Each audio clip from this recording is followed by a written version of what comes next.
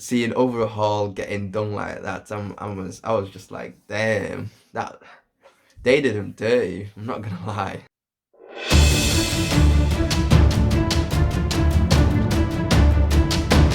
Shimon approved.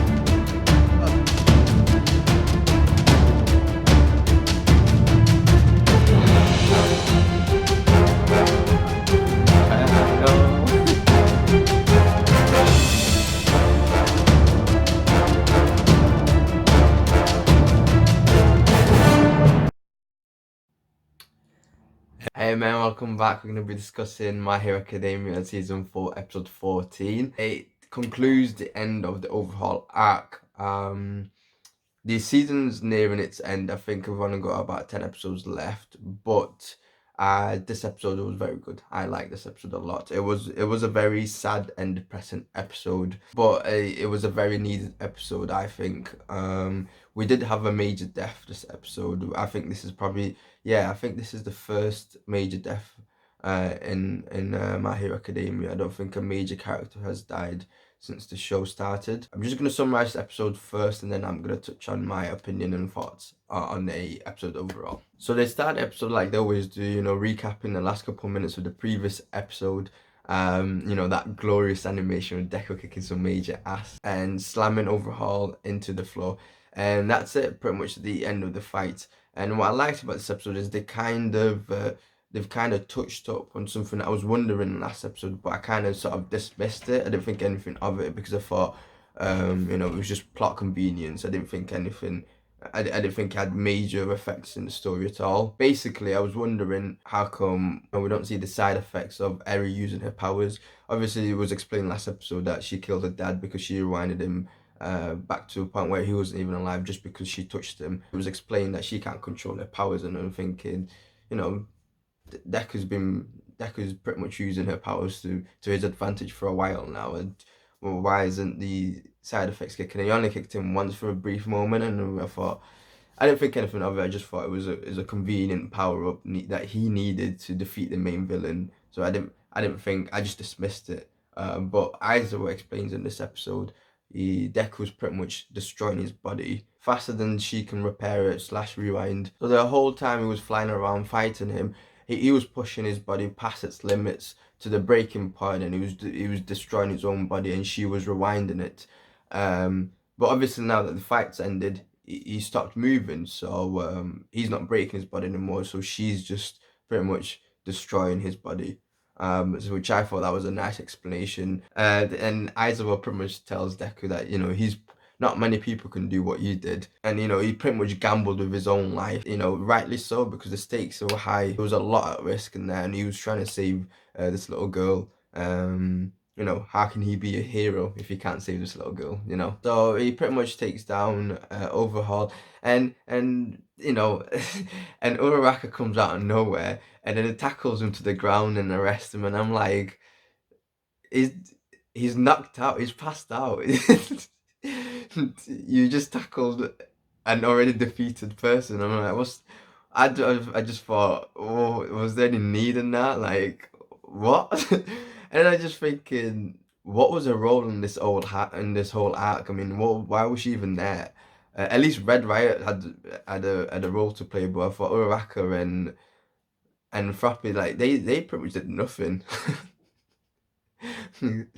It's like, what's the point even having this character there if she's just gonna be a bystander and just watches everything? I just thought, it's just a waste of a character. In my eyes, she's going down the Sakura route, and I just feel like she's just a useless character at this point. Like, she played no role in this arc whatsoever, and now she just tackled someone that's already been defeated.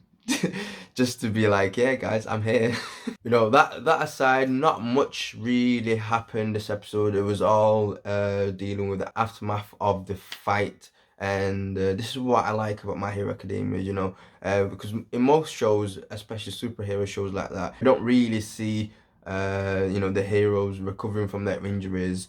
And NIghteye unfortunately dies. I think from a story point of view, it was the right decision to kill NIghteye off like this, because it's a major operation. You know, the stakes were high, and then I think a death was needed. If they all escape from the situation unharmed, and from a reader's point of view, there's no sense of danger.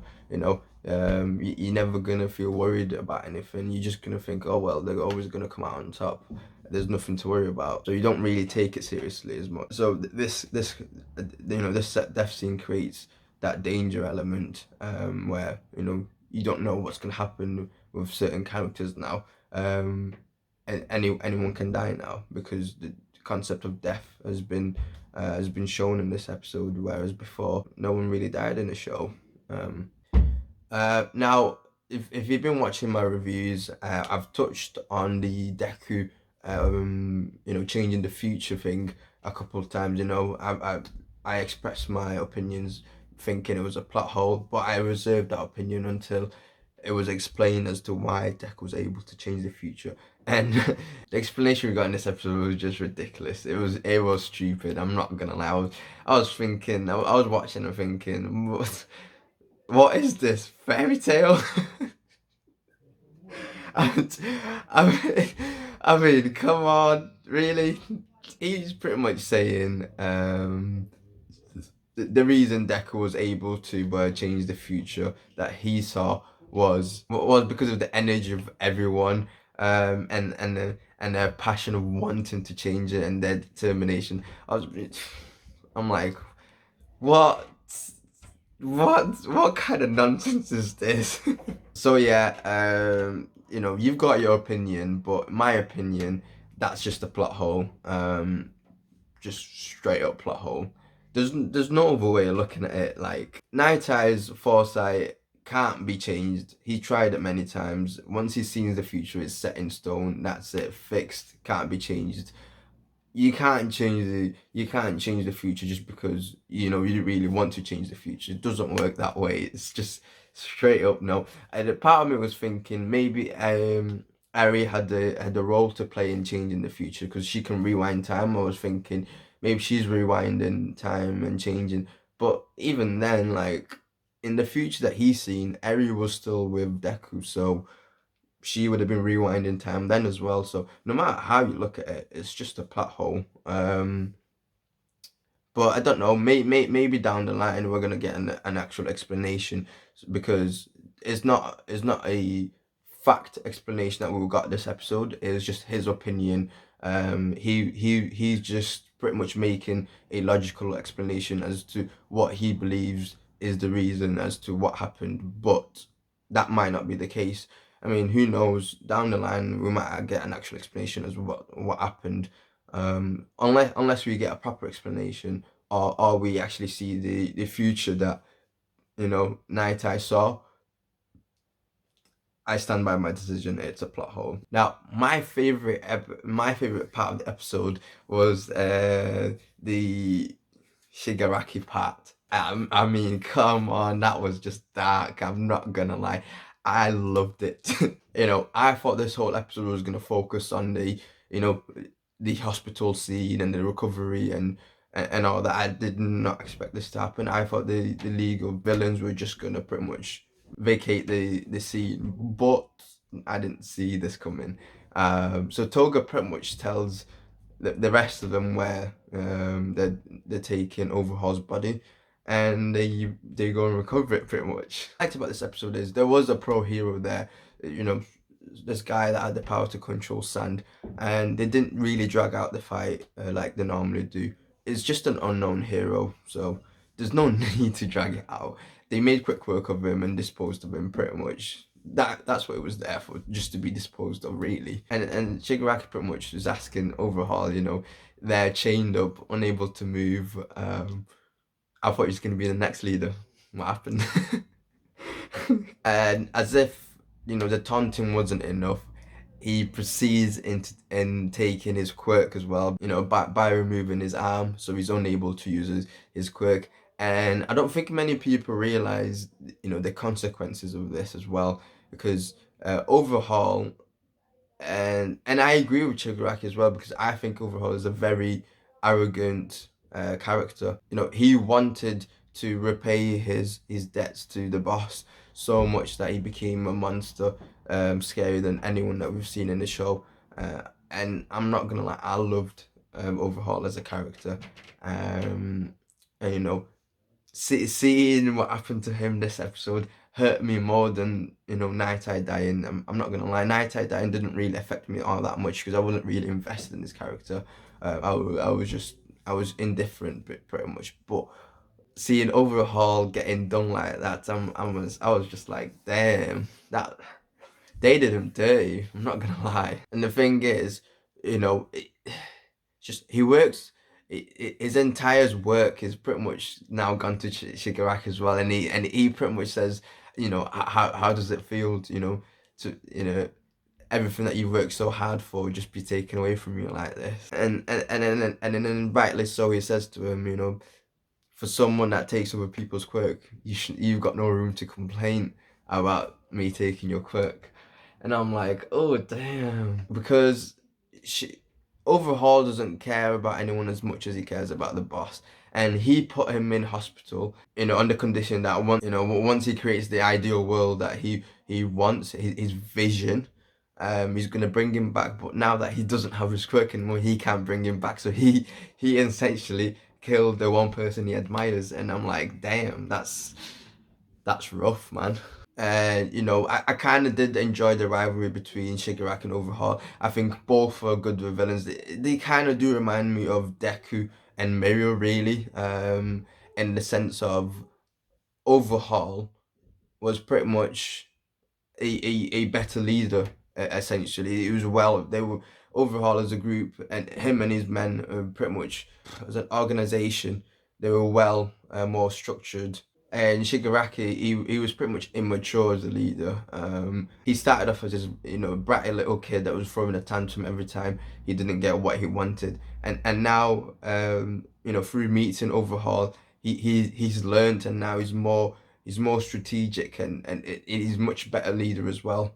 So he's become better than Overhaul as a leader now. Just like Mirio and Deku. Mirio was a lot better than Deku, but Deku's a lot more heroic than Mirio. Basically, Overhaul was the better version of Shigaraki. He Overhaul was the villain that Shigaraki was supposed to be, just like Mirio is the better version of Deku. But in the end, Deku surpasses Mirio, and in a way, Deku is more heroic than Mirio. Really, if you look at logically, especially when they first meet Eri for the first time, the reaction between Mirio and Deku is quite different. Deku's reaction was more heroic. But yeah, I like the rivalry between them two. One major difference between Shigaraki and Overhaul as a leader is Shigaraki pretty much doesn't really hold anyone there. He will use anyone and everyone to get what he wants. Whereas Shigaraki pretty much now, he thinks of all the League of Villains as friends. Pretty much he cares for them. So they when they take the drug, he says, now it's our turn, not now it's my turn, which that used to be what he used to say. Now he's saying, now it's our turn. So it'd be interesting to see what he's gonna do with the drug. I don't even know why he went through the trouble taking the drug. I mean, I kind of see why he went to take out Overhaul, because of the rivalry, take out the king and all that. I get that, but I don't see why he took the drugs. I mean, I know why he took the drugs. They're very useful. He can't mass produce it. He can't make it because they need Eri for that. Unless they study the what components are in the drug and stuff, and maybe they can replicate. I mean, that's possible, I suppose. Yeah, we'll just have to see next episode, I guess. But it looks like he's got something big in mind, and I can't wait to find out. Now, a lot of people are wondering, me including as well, why doesn't Eri just use her quirk to give Mirio his powers back? And that question is like a double-edged sword, really, because on one side it's like, yeah, Mirio's a great character, and I'd love for him to get his quirk back. So if Eri uses her powers and gives his quirk back, it's great. We got Mirio back, and he's got his quirk back, and and all that sort of stuff. But on the flip side, it's like it takes away the seriousness from the show, because no matter what happens, you're just gonna use Eri's powers to rewind everything that happened. Any character that's pretty much near death, she just rewinds him back to a point where he was alive, and it kind of takes away from the show. At this moment in time, Eri's powers are just broken. I think she needs to have limitations because the way she is now, she's just too powerful. If she ever became a villain, then no one can pretty much stop her, pretty much. Aizawa pretty much says a sentence in this episode, which I think was directed at us viewers. He pretty much says, she can't control her powers. We shouldn't rely on we shouldn't rely on her. I think that's pretty much another way of from the creative saying to say, pretty much he wants her out the way. He doesn't want to exploit her powers like that for plot convenience, which I think it's a good decision. But I think it's kind of foreshadowed this episode that Mirio will indeed get his quirk back. Because just before NIghteye died, he used his powers on Mirio and he says, everything's going to be okay. You're going to be a great hero. I think he's pretty much foreshadowing that he's going to get his power back at some point, whether it's through Eri or something else, or it might be something entirely different. But I personally think he's going to get his quirk back. And if he does get his quirk back, no complaints. So yeah, overall, I think it was a great episode. It's sad to see NIghteye go, but he leaves off on a positive note. Bright future. I think this was an overall episode. Let me know in the comment section below what you think of the episode, and I'll see you on the next one.